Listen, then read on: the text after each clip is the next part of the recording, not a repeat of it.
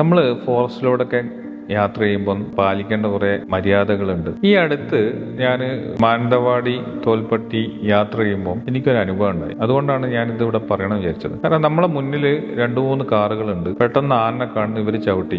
ആ കാറിലുള്ളൊക്കെ പയ്യന്മാരാണ്. ഇവര് ചവിട്ടി ഒരു പയ്യൻ ഇറങ്ങി ഫോട്ടോ എടുക്കുകയാണ്. ശരിക്കും ആന വയലന്റ് ആയി. ആന വയലന്റ് ആയപ്പോ ഇവര് മുന്നിലുള്ള കാറിലായതുകൊണ്ട് ഇവര് രക്ഷപ്പെട്ട്. തൊട്ട് പുറകിലുള്ള കാറ് ഉള്ള ആളുകൾ ഇവർ ആനന്റെ മുന്നിൽ പെട്ടുപോയി. ഭാഗ്യം കൊണ്ടാണ് രക്ഷപ്പെട്ടത്. രക്ഷപ്പെടാൻ സാഹചര്യമുള്ളവർ ഓരോ കാട്ടിക്കൂട്ടൽ ഉണ്ടാക്കുന്നതിനനുസരിച്ച് ബാക്കിലുള്ള ആളുകൾ പെടും. കാട്ടിലൂടെ ഒക്കെ പോകുന്നത് വളരെ ഡേഞ്ചറാണ്. അപ്പൊ നമ്മൾ ശ്രദ്ധിച്ചിട്ടില്ലെങ്കിൽ ഈ നിരപരാധികൾ പെടും. അതുകൊണ്ട് തന്നെ കാട്ടിലൂടെയൊക്കെ യാത്ര ചെയ്യുമ്പോൾ, പ്രത്യേകിച്ചും ഫോറസ്റ്റ് ഏരിയയിലൊക്കെയുള്ള സ്ഥിരമായിട്ട് പോകുന്നവർക്ക് ഇതൊരു പ്രശ്നം ഉണ്ടാവില്ല. ഈ കാട് കാണാൻ വരുന്നവരോ അല്ലെ വല്ലപ്പോഴും പോകുന്നവരൊക്കെ ആനനെ കാണുമ്പോഴൊക്കെ നിർത്തും. അങ്ങനെ നിർത്തുമ്പോൾ മിനിമം മര്യാദ നമ്മൾ സൂക്ഷിക്കണം കാട്ടിൽ. ഇല്ലെങ്കിൽ ആനക്ക് ഈ മര്യാദ ഒന്നും നോക്കൂല.